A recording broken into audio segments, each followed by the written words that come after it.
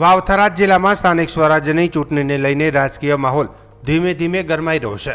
દિયોદર તાલુકા પંચાયતની 22 બેઠકો અને જિલ્લા પંચાયતની 5 બેઠકો માટે ચૂંટણીનો જંગ જામતા રાજકીય પક્ષોએ પ્રચાર અભિયાન શરૂ કરી દીધું છે।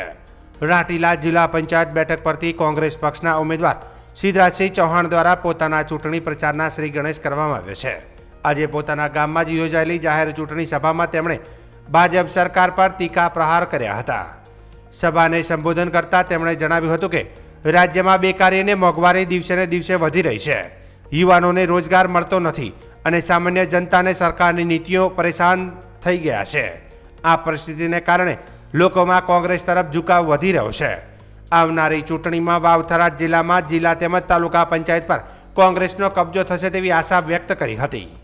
આ ચૂંટણી પ્રચાર સભામાં દિયોદરના પૂર્વ ધારાસભ્ય શિવાભાઈ ભુરિયા, બનાસકાંઠા જિલ્લા કોંગ્રેસના પૂર્વ પ્રમુખ ભરતસિંહ વાઘેલા તેમજ વાવથરા જિલ્લા કોંગ્રેસના ઉપપ્રમુખ બીકે જોશી સહિત અનેક કોંગ્રેસ આગેવાનો હાજર રહ્યા હતા।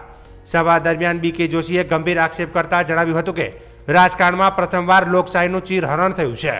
ચૂંટણી અધિકારીઓએ કાયદાના વિરોધમાં જઈ મીઠા તાલુકા પંચાયતના કોંગ્રેસના ઉમેદવારનું ફોર્મ રદ કર્યું છે।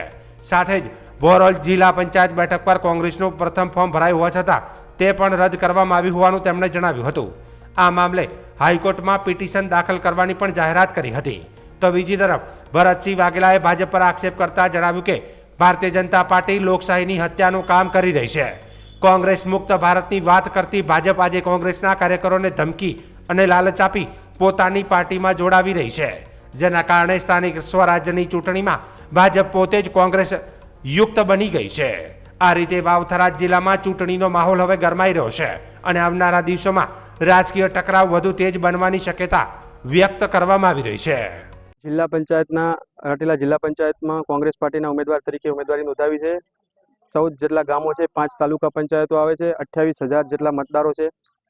દરેક સમાજના મતદારો મારી જિલ્લા પંચાયતની સીટની અંદર આવે છે। જ્યાં જ્યાં પણ કેમ્પેનિંગ માટે 14 ગામોની અંદર જઈ રહ્યા છીએ ત્યાં પ્રજાની સામે એ જ વાત કરી રહ્યા છીએ કે આ ભાજપ સરકાર એ વર્ષોથી કેન્દ્રથી લઈ અને સ્ટેટની અંદર છે, છતાં પણ કોઈ મૂળભૂત પ્રશ્નો જે છે એનું સોલ્યુશન નથી આવતું। ત્યારે સ્થાનિક સ્વરાજની અંદર તમે કોંગ્રેસના ઉમેદવારોને જીતાડીને મૂકો। જો કોંગ્રેસની જિલ્લા પંચાયત અને તાલુકા પંચાયતો બનશે તો એક મજબૂત અવાજ એ પ્રજાનો એ ઉપર સુધી જશે અને તમારા કાર્યો થશે। લોકશાહીની અંદર સિંહ એ પ્રજા હોય છે।